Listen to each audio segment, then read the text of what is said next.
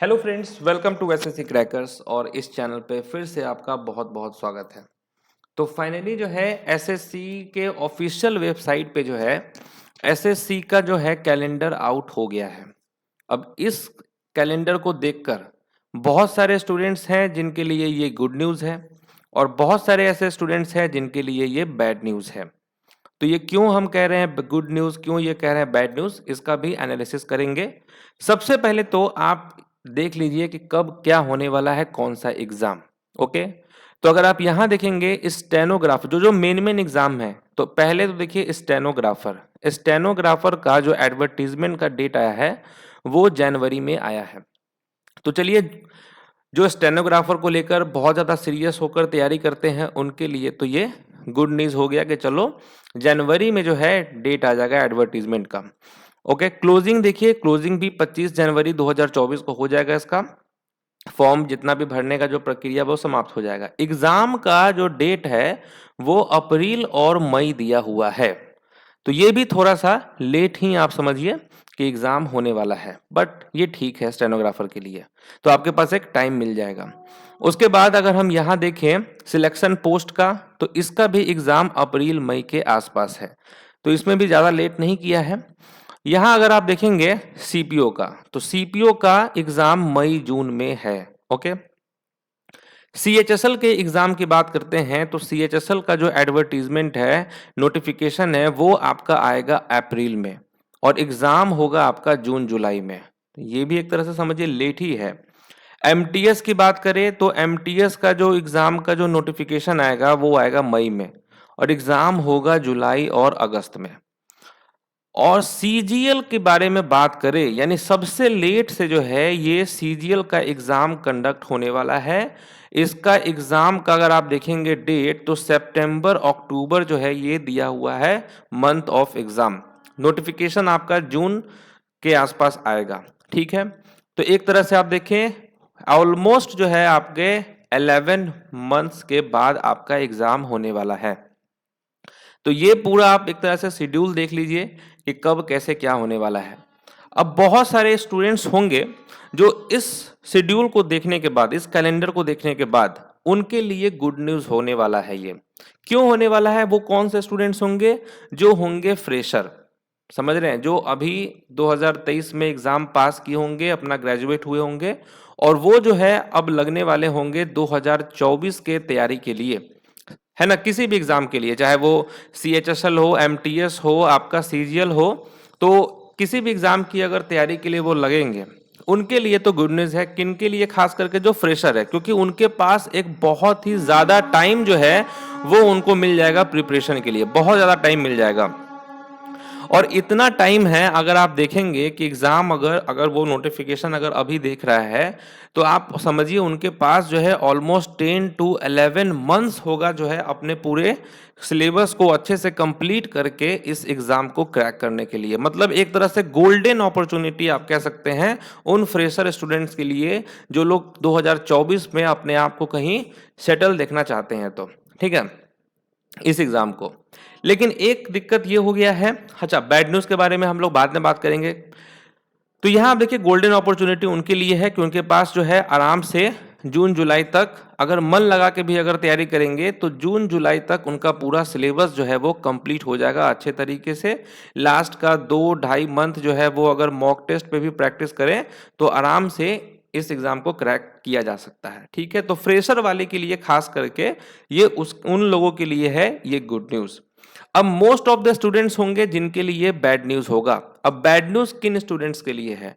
मान के चलिए कि 2023 के सीजीएल में, ठीक है, 1-2 नंबर 10 नंबर इतने मार्क्स से जो है उनका रह गया होगा प्री, है ना, या 2000, है ना, 22 में भी कोई 22 से भी तैयारी कर रहा है, उसका भी 2023 गड़बड़ हो गया, तो वो क्या सोचा होगा? वो सोचा होगा कि सीजीएल का एग्जाम जिस हिसाब से एसएससी जो है टाइम टू टाइम एग्जाम ले रहा था, टाइम टू टाइम जो है रिजल्ट दे रहा था, उसको देखते हुए एक तरह से हम लोगों को भी लग रहा था कि एग्जाम जो है वो आपका मार्च अप्रैल मई, मैक्सिमम मई यहाँ तक जो है एग्जाम आपका हो जाएगा।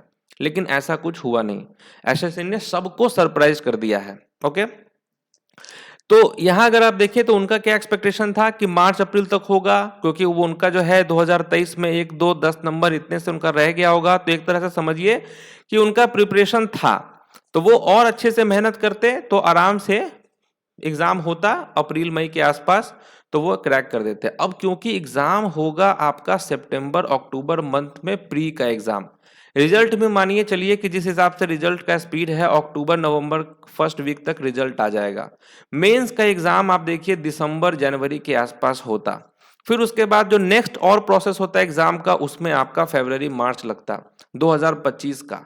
और ज्वाइनिंग आप अगर समझ रहे हैं, ज्वाइनिंग का तो छोड़िए, बात करना भी ठीक नहीं होगा ज्वाइनिंग का, लेकिन ये प्रोसेस आपका 2025 के अप्रैल तक जा सकता है। ये सीजीएल का जिस हिसाब से डेट दिया गया है यहाँ पर, कि यहाँ पर आप देखेंगे कि सितंबर अक्टूबर, तो उस हिसाब से अगर आप देखेंगे तो 2025 का मार्च अप्रैल तक ये जा सकता है उसके पूरे प्रोसेस से गुजरने के लिए।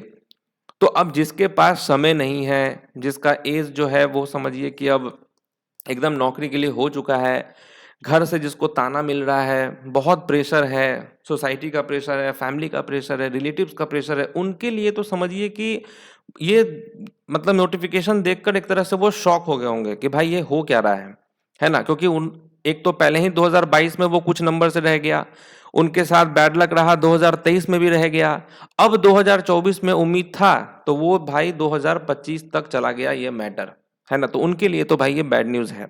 ओके, ऊपर से क्या है कि अब इतना लंबा समय है, तो जो बच्चा 2023 में कुछ नंबर से रह गया था, अब वो जो है कॉन्फिडेंस में रहेगा, कि कॉन्फिडेंस नहीं बोल सकते हैं, मतलब कहने का मतलब है कि अब एग्जाम लेट है तो उसका पढ़ाई भी जो है वो डिले हो जाएगा।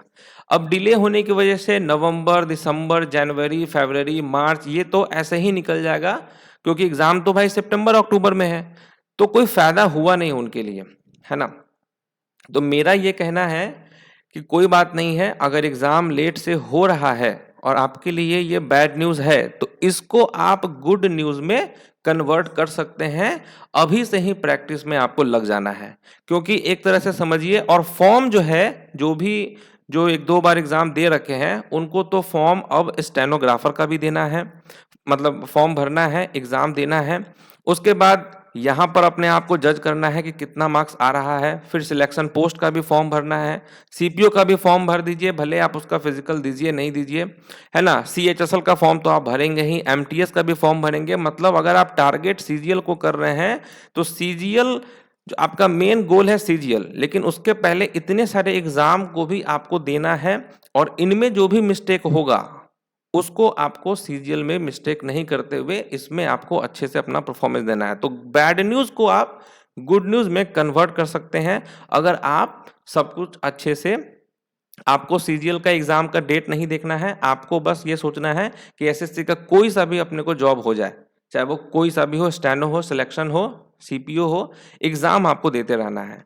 तो हम इसीलिए बोले हैं कि इस नोटिफिकेशन को देखने के बाद बहुत सारे स्टूडेंट्स के लिए गुड न्यूज है, फ्रेशर वाले के लिए तो मैं कह सकता हूँ गोल्डन अपॉर्चुनिटी है, मतलब इससे अच्छा अपॉर्चुनिटी तो हो ही नहीं सकता है। क्योंकि आप अभी से भी अगर लगेंगे, नवंबर से भी अगर आप फ्रेशर हैं, एकदम फ्रेशर हैं, एकदम स्टार्ट करें नवंबर से, तो जून जुलाई तक आपका पूरा सिलेबस कवर हो जाएगा। तो अभी से अगर आप कछुए की चाल से भी चलेंगे, समझ रहे हैं, कछुआ का चाल बहुत धीरे होता है लेकिन कंसिस्टेंट होता है, तो अगर आप कंसिस्टेंट होके अगर आप अभी से भी अगर आप पढ़ाई करते हैं, तो आपके पास समझिए गोल्डन अपॉर्चुनिटी है सीजीएल में जॉब लेने के लिए। और जिनके लिए बैड न्यूज़ है, हम यही कह सकते हैं कि आपको अब कंसिस्टेंट होके आपको भी पढ़ाई करना है, तभी जो है 2024 में आपका सिलेक्शन होगा। क्योंकि फ्रेशर वाले तो अपने प्रैक्टिस में रहेंगे शुरू से ही, अभी से ही प्रैक्टिस में रहेंगे, क्योंकि उनका फर्स्ट टाइम है तो वो अच्छे से पढ़ने वाले हैं। और जो बैड न्यूज़ वाले हैं, जो 1-2 बार एग्जाम दे रखे हैं, उनका क्या है कि कंसिस्टेंट बिगड़ेगा, वो सोचेंगे मेरा पढ़ा हुआ है, टाइम बहुत ज़्यादा है, तो वो इधर उधर कुछ प्राइवेट जॉब या इधर उधर वो भटकेंगे, निश्चित बात है। बहुत सारे स्टूडेंट डिस्ट्रैक्ट होंगे, तो आपको डिस्ट्रैक्ट नहीं होना है, खुद पे विश्वास रखना है। बाकी देखिए, कहीं एग्जाम पहले हो जाए तो और अच्छी बात है। तो मुझे लगता है कि मैंने आपको शायद समझा दिया है, तो अगर आप मेरी बात समझ गए हैं तो अच्छे से आप सब कुछ कीजिए, बाकी हम लोग स्ट्रेटेजी है बाद में डिस्कस करेंगे, ठीक है। तो मिलते हैं आपसे नेक्स्ट वीडियो में, तब तक के लिए ऑल द बेस्ट।